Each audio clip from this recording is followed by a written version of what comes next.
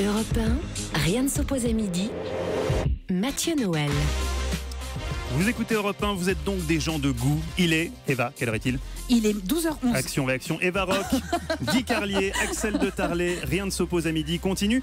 Une émission au principe simple et assumé, la culture étant comme la confiture, moins on en a plus on l'étale. Chaque midi, avec des experts un peu amis et des amis un peu experts, on vous donne des billes pour briller à la machine à café. Dans un instant, grâce à Axel, vous saurez tout sur les emplois aidés, vous aurez même un avis à défendre dans les dîners. Mais pour l'heure, place à la séquence la plus intéressante de cette émission, la mienne. Oui, mes tendres agneaux. Chaque jour vers 12h15, je vous livrerai en exclusivité mon coup de cœur ou mon coup de gueule pour vous orienter un peu sur les chemins semés d'embûches de la culture.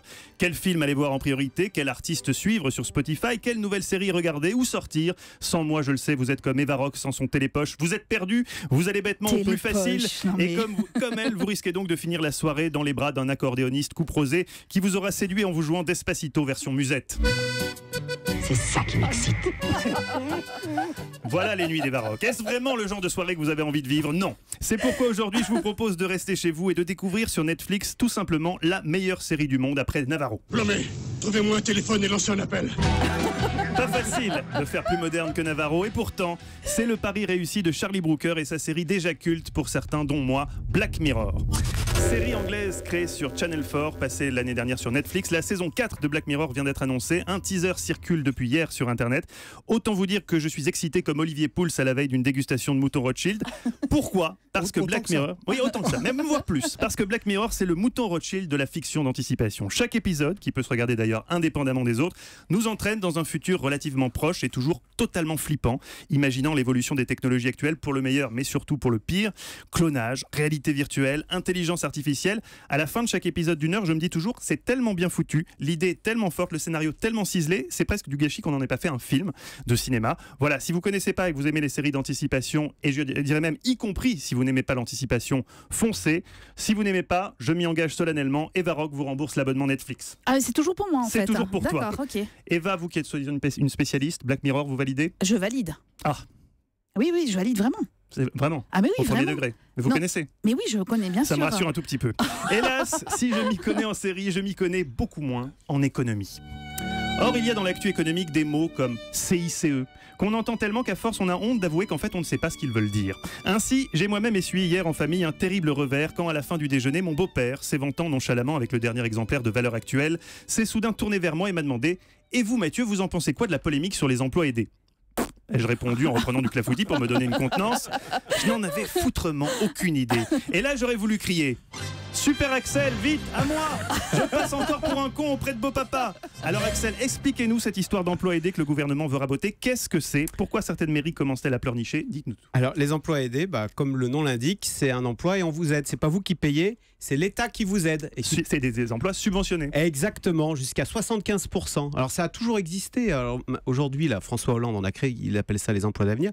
Mais j'ai retrouvé, ça fait 40 ans que ça existe. Ouais. Est-ce que vous vous souvenez des TUC? Ah oui. Ah bah oui, dans les 84, travaux d'utilité collective. Après, il y a eu les CES, contrat emploi solidarité, les CIE, contrat initiative emploi. Je vois que vous les connaissez tous. Vous les tous, oui. Les CUI, les contrats uniques d'insertion, etc. Et donc à chaque fois, c'est l'État, maintenant ça s'appelle les emplois d'avenir, c'est l'État qui prend à sa charge jusqu'à 75% de la facture. Alors bien sûr, hein, on cible des populations qui sont peu qualifiées, pas qui le sont salaire en de marge Mathieu Noël, voilà, par Oui, exemple. Mathieu Noël, ça marche pas en emploi aidé.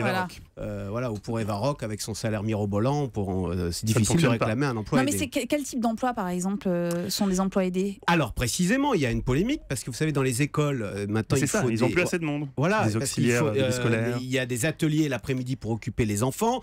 On fait du théâtre, on fait du sport, etc. Et très souvent, les municipalités ont recours à des emplois aidés, ce qui fait qu'au lieu de payer, la personne qui fait l'emploi aidé touche le SMIC, mais les 3/4 sont payés par l'État et la municipalité n'a qu'à payer ne doit payer, je vais essayer de bien parler français quand même, que 25% de la dans une émission de qualité. Voilà. Et donc là, la nouveauté, c'est le gouvernement qui dit mais ces contrats, c'est inutile, c'est très coûteux, c'est vrai que ça coûte jusqu'à 3 milliards, on va les...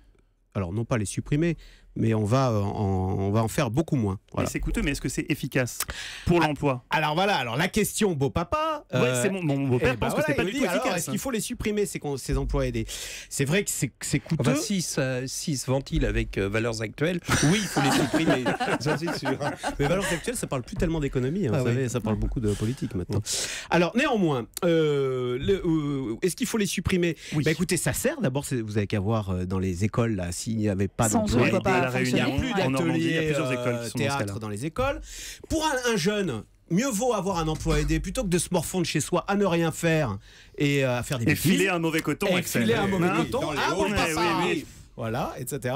Et puis, dernier truc pour le gouvernement, c'est toujours agréable d'avoir. Là, il y en a 500 000 des emplois aidés. S'il n'y en avait pas, ça ferait 500 000 chômeurs de plus. Donc 3,5 millions plus 500 000, ça fait pas loin de 4 millions de chômeurs. C'est pour ça que tout le monde trouve ça ridicule, mais tout le monde en fait les emplois aidés parce que ça arrange beaucoup de monde. Mais l'idée, c'était pas d'avoir un emploi aidé pour ensuite le consolider en CDI ou en CDD? Oui, alors voilà, et ça marche moyen. Ah voilà, c'est ça le problème. alors ça dépend. Oui. Quand c'est un emploi aidé dans un public, ça marche mal.